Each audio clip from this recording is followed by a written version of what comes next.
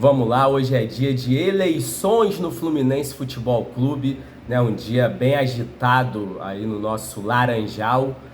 E eu acho que é um momento bem propício para se falar do que foi a gestão Mário Bittencourt à frente do Fluminense, né? O Mário que, mesmo antes de ser ser presidente, já era uma figura proeminente dentro da política do clube, né? Foi advogado do clube com muito sucesso, foi diretor de futebol, né? E agora está encerrando aí o seu segundo mandato, né? Mais de 6 anos como presidente do clube.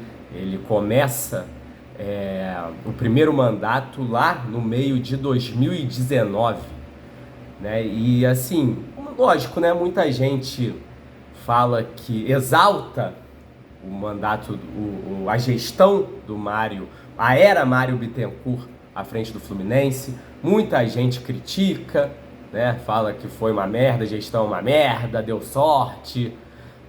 Muita gente entra nesse papo de porra, o maior presidente da história do Fluminense.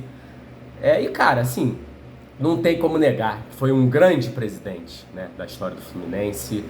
Não tem como negar que foi uma gestão que tem um saldo muito positivo, né? Ele entrega o clube muito melhor do que o clube que ele pega para administrar lá em 2019, cara. Isso é inegável. Agora, o Mário é o maior presidente da história do Fluminense. Aí eu já acho muito mais complicado, né, a gente afirmar isso. E eu acho que é bobagem também, mano. Eu acho que é bobagem, porque assim, a história é muito grande. Hoje em dia as pessoas falam de história de uma forma que é muito simplista, né? Tudo é o maior da história, né? Parece que a história começou ontem, mas a história começou há muito tempo, né? O Fluminense tem uma história ali que vai desde 1902. Nós tivemos presidentes que construíram o futebol no Rio de Janeiro e no Brasil, né? O Fluminense já ganhou a Taça Olímpica, que é o Nobel do esporte, né? O único clube de futebol que já ganhou a Taça Olímpica como uma instituição financeira que teve grandes serviços prestados aí para o esporte no mundo, né? A gente ganha a Taça Olímpica muito por causa da organização dos Jogos Pan-Americanos de 1922, né? O Fluminense ele meio que organiza por conta própria ali os Jogos Pan-Americanos de 1922 no Estádio das Laranjeiras, sem ajuda do governo, né? Sem recursos do governo. O Fluminense pega para si essa função e organiza uns jogos, né, da magnitude que são os Jogos Pan-Americanos, né? E aí ganha a Taça Olímpica, né, de tão foda que é o Fluminense como organização nessa época. Aquilo, a história, porra, é difícil de analisar. O futebol brasileiro era muito mais forte antigamente, né? Tinha um lugar dentro do contexto do futebol mundial de muito mais destaque, né? Para você ser o melhor time do Brasil, antigamente você tinha que ter um dos melhores times do mundo. Não é o caso hoje em dia. E aí o Fluminense ganha uma Libertadores e parece que, porra, todo mundo que está envolvido são os maiores da história do Fluminense. E eu discordo dessa visão. Eu discordo dessa visão. A Libertadores é um título muito importante, talvez seja o título mais importante da história do clube, mas não é, cara, um título que, porra, tá muito acima de qualquer coisa na história do clube, desculpa, né? Como eu tô falando, antigamente, se a gente voltar lá atrás mesmo, um campeonato estadual era um campeonato que era tão forte quanto qualquer campeonato no mundo, né? Batia de frente com qualquer campeonato no mundo. E a importância, então, desse campeonato, né, tem que seguir essa lógica. Você ganhar um título nacional no contexto de anos 70, anos 80, mano, você tem um dos melhores times do mundo, né? Importância de um campeonato brasileiro nessa época, cara, tem que estar ligada ao posto que o futebol brasileiro tem, a importância que o futebol brasileiro tem no contexto do futebol mundial. Hoje, infelizmente, essa importância é muito limitada, né? O futebol brasileiro está muito abaixo quando a gente fala de contexto de futebol mundial. Então, assim, eu acho que tudo isso tem que ser levado em conta. E quando a gente fala de gestão, é sempre muito difícil analisar, ainda mais historicamente. Porque você pega jogadores, lógico, os jogadores sempre estão sob muito maior foco. Muito mais fácil de eu falar de jogadores do passado do que falar de gestão, porque gestão você tem que levar em conta contexto, tem que levar em conta as questões financeiras. É muito mais difícil eu ter acesso a informações financeiras do que era o Fluminense em 1970, 1980. Como é que eu vou analisar? Como é que eu vou comparar? Lógico que a gente vê títulos e, porra, é muito importante e tal, mas eu acho muito difícil fazer esse tipo de análise. E eu acho que não tem porquê, cara. Eu acho que é meio que uma bobagem. Eu acho que só serve para diminuir a história, diminuir o passado, né? Você falar que tudo de hoje em dia, você ganha um grande título e são os maiores da história, né? Eu não acho que o Mário seja, incontestavelmente, o maior presidente da história do Fluminense. Eu acho uma bobagem falar isso, mas incontestavelmente, o Mário é o maior presidente da história recente do Fluminense, né? Você pega ali os últimos 30, 35 anos, desde ali dos anos 90, eu acho que não tem discussão, né?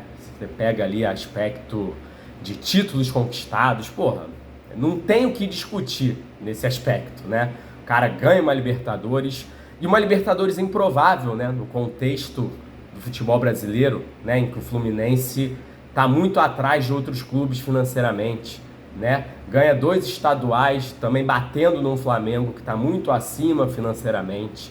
Então, assim, não tem como discutir isso. O Mário foi extremamente vencedor.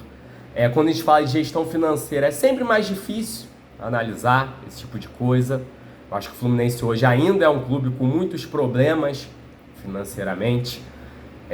Eu acho até que muita gente acaba se deixando levar, né, pelos títulos, pelo lugar em que o Fluminense tem hoje no futebol brasileiro, né, desde o início da gestão Mário, né, que, porra, a gente pega um Fluminense que, após saída da Unimed, vinha sempre, porra, cambaleando ali, meio de tabela, brigando para não cair, meio de tabela, brigando para não cair. O Mário chega, e aí o Fluminense tá sempre brigando na parte de cima da tabela, né, exceção o ano passado, 6 anos de gestão, 5 vezes classificado para Libertadores, né? E eu acho que isso faz com que muita gente também acabe se iludindo sobre a situação financeira do clube, né? Como se, o Fluminense não precisa, aquele discurso, né? O Fluminense não precisa de SAF, né? A gente consegue ali ser autossuficiente. Eu discordo dessa concepção, né?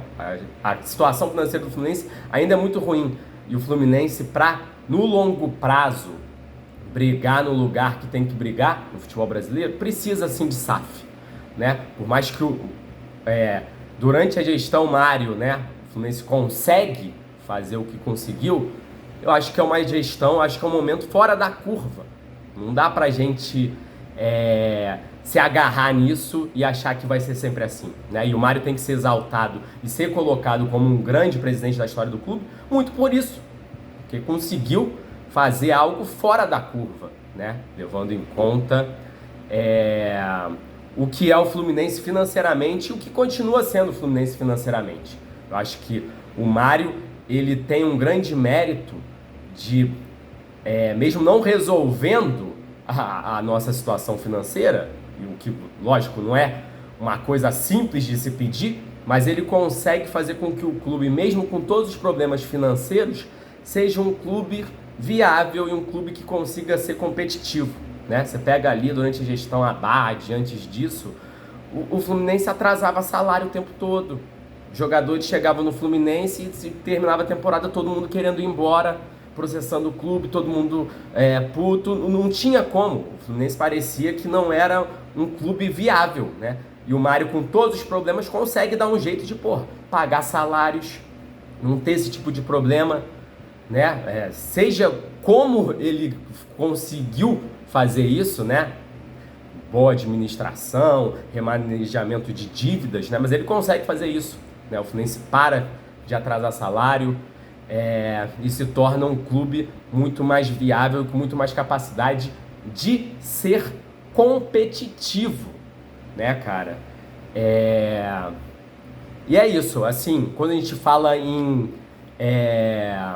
política de transferências, eu tenho muitas críticas, né, a política de transferências ao longo dessa gestão do Mário. Muita gente tem, né? Eu acho que, porra, de fato é inegável que teve muita coisa errada, teve muitos erros, mas eu acho também que tem que se dar o braço a torcer, porque por mais que tenham existido erros, sim, a realidade se impõe, cara.